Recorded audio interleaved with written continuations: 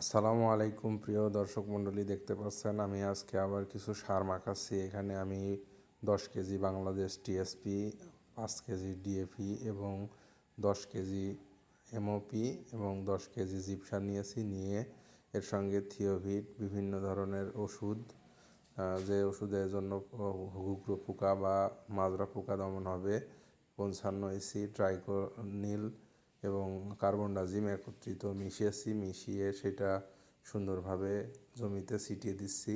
এটা কিসের জন্য করছি সেটাই আপনাদের সাথে আজকে শেয়ার করব। ভিডিওটি একটু লং হবে, অবশ্যই আমার সঙ্গেই থাকবেন। এই জমিটা মূলত 10 কাঠা জমি। এখানে আমি সুখসাগর জাতের পেঁয়াজ রোপণ করব। মূলত এটা পেঁয়াজ রোপণ করার জন্য পেঁয়াজের দানা, ইন্ডিয়ান দানা আমি কিনেছি 1/2 কেজি। তাহলে একটু পাতলা হবে। এর সঙ্গে আমি আরও সাথী ফসল হিসাবে রসুন লাগাবো।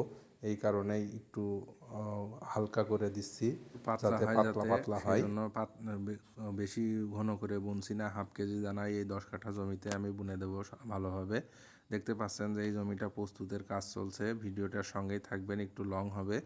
এই জমিতে আমি যে কয়টা চাষ লাগিয়ে দেব, তো আমার এই জমিতে মোট 6টা চাষ আমি দিয়েছি। চাষের আগেই আমি এই সারগুলা সুন্দরভাবে জমিতে ছিটিয়ে দিচ্ছি, কারণ চাষের নিচে যদি যায় তাহলে খুব ভালোভাবে জমিটা সারটা মিশে যায়, কাজটা ভালো হয়। এই কারণে আমি 3টা চাষ মারার পরেই সারগুলা ছিটিয়ে দিলাম। আরও 3টা চাষের পরবর্তীতে দেবো। আমি নিজেও একটু মেশিন চালাতে পারি। তো আমার ছেলে বলছিল, বাবা তুমি কি পারো নাকি মেশিন চালাতে? তাই আমি একটু ওকে দেখিয়ে দিচ্ছিলাম যে দেখো আমিও মেশিন চালাতে পারি। ও আবার দেখে খুবই খুশি হচ্ছিল যে তুমি সব কাজই পারো। তো আমি আসলে কৃষকের ছেলে, সব কিছুই জানতে হয়। তো চাষটা নিজে হাতেই মারলাম, 2টা চাষ। আর পরবর্তীতে পাওয়ার টিলারের মালিককে দিয়ে দিলাম। তো মাটিগুলা যতটুকু ঝুরঝুরি করার দরকার হচ্ছিল না, কারণ জমিতে অতি পরিমাণে রস ছিল। রস থাকার কারণে মাটিটা ঝুরঝুরি একটু কম হয়েছে। তারপরেও যথেষ্ট পরিমাণ চেষ্টা করেছি।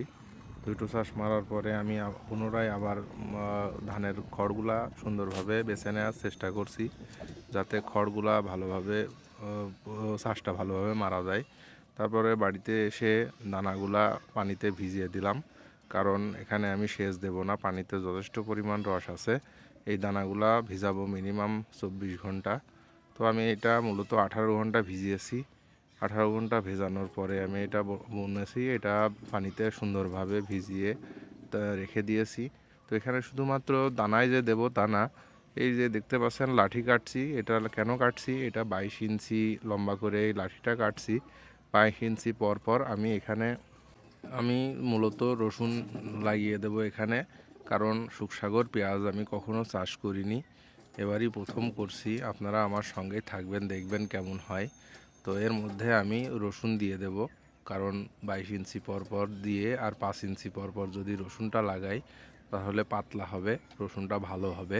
তো এটা আমি আগের দিন রাত্রেই প্রস্তুত করে রাখলাম।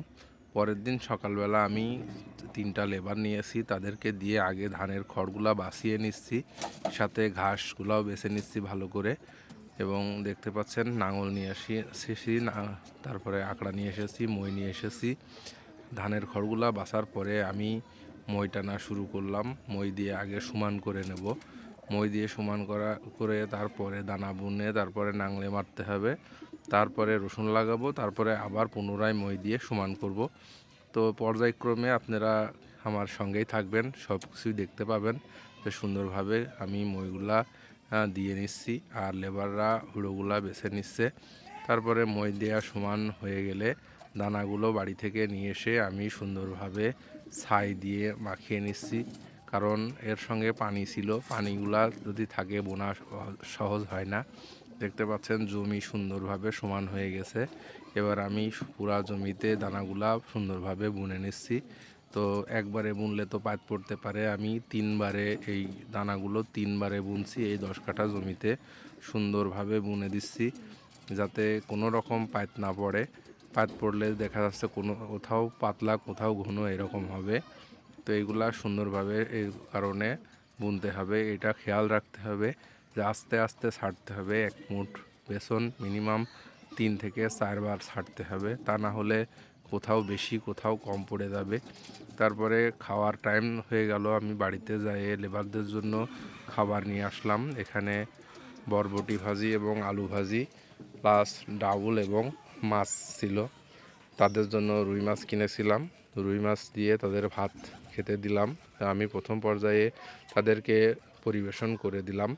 পরবর্তীতে ওনারা বললো আমরা নিজেরাই নিয়ে খাবো, তাই ওনাদেরকে আমি খেতে দিয়ে চলে গেলাম জমির দিকে যেয়ে যেখানে যেখানে আপনার দানাগুলা বোনা হয়ে গেছিল সেখানে আমি নাংলে টানছি।